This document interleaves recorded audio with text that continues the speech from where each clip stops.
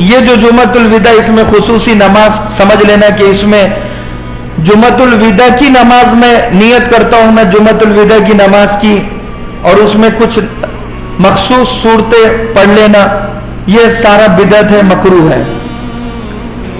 اللہ کے نبی کی زبان مبارک سے جمعۃ الوداع کی کوئی خاص نماز آپ نے بتائی نہیں ہے اور خاص صورتوں کے ساتھ پڑھنا بھی نہیں بتایا۔ جب نماز ہی نہیں بتائی تو صورتوں کے ساتھ پڑھنا تو کیسے بتائے گا؟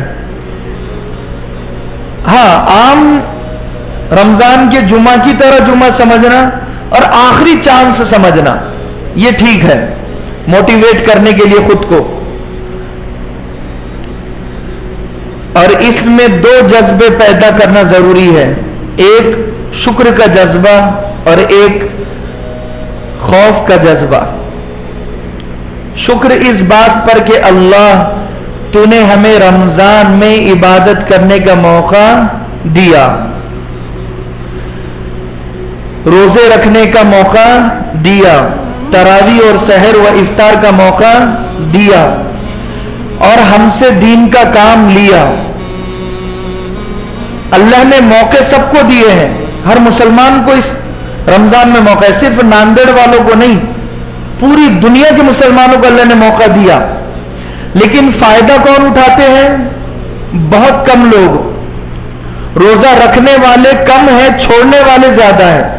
تراویح پڑھنے والے کم ہیں، چھوڑنے والے زیادہ ہیں۔ سحری کرنے والے کم ہیں، سحری چھوڑنے والے زیادہ ہیں۔ تو فائدہ وہی اٹھائے گا جو روزہ رکھے گا، تراویح پڑھے گا، سحری کرے گا، افطار کرے گا، شب قدر کی تلاش کرے گا اور عبادت کرے گا، رات بھر عبادت بھی کرے گا اور دن میں بھی عبادت کرے گا اور اپنی دنوں کو قیمتی بنائے گا۔ تو یہ ایسا ہے جیسے اس نے فائدہ اٹھایا۔ اللہ نے موقع سب کو دیا۔ وہ جو سموسے کھا رہا ہے یا سموسے بیچ رہا ہے روزہ توڑ کر چھوڑ کر، تو موقع اس کے پاس بھی تھا۔ وہ جو گیم کھیلتے ہوئے اپنی رات کو گزار رہا ہے موقع اس کو بھی دیا۔ موقع سب کو دیا، لیکن فائدہ وہی اٹھائے گا جو عبادت کرے گا۔ جو نہیں کرے گا اس کے لیے کوئی فائدہ نہیں ہے۔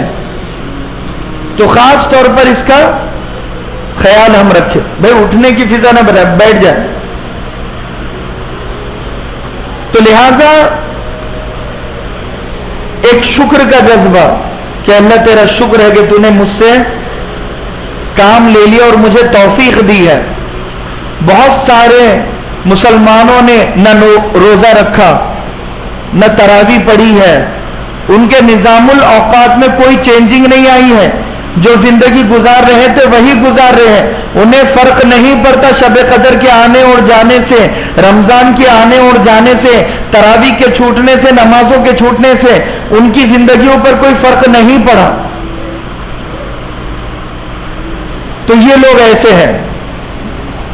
تو کیا فرمایا کہ شکر، اور بہت سارے لوگوں کے ذہنوں میں یہ بات آتی ہے کہ ہم نے عبادتوں کا حق ادا نہیں کیا، ناقدری کرتے ہیں۔ جیسے ہمیں روزے رکھنا چاہیے تھا ویسے ہم نے روزے نہیں رکھے، جیسے نماز پڑھنا چاہیے تھا ویسے نماز ہم نے نہیں پڑھی، جیسے تراویح پڑھنا چاہیے تھا ویسے رمضان کی تراویح میں ہم نے قرآن نہیں سنا۔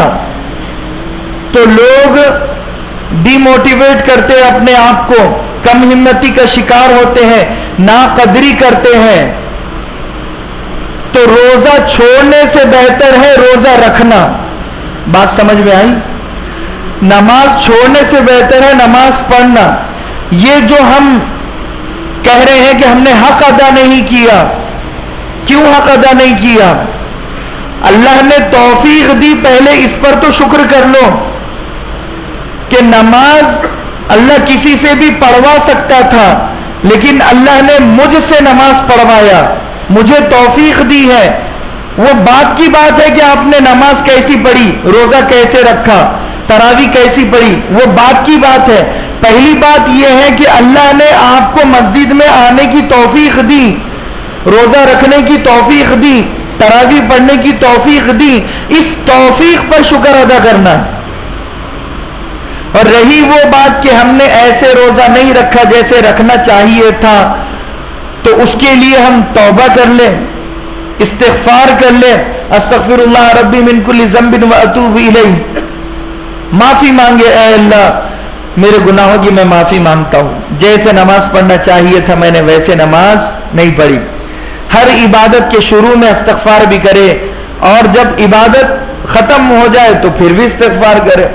تو ظاہر سی بات ہے کہ یہ استغفار جو کیا جا رہا ہے اس لیے کہ اے اللہ جیسا حق تھا ویسا نہیں کیا، لیکن اس کا مطلب یہ نہیں ہے کہ ہماری نمازوں کو ہم چھوٹا سمجھے، ہمارے روزوں کی ہم ناقدری کریں، چھوٹا سمجھے روزوں کو۔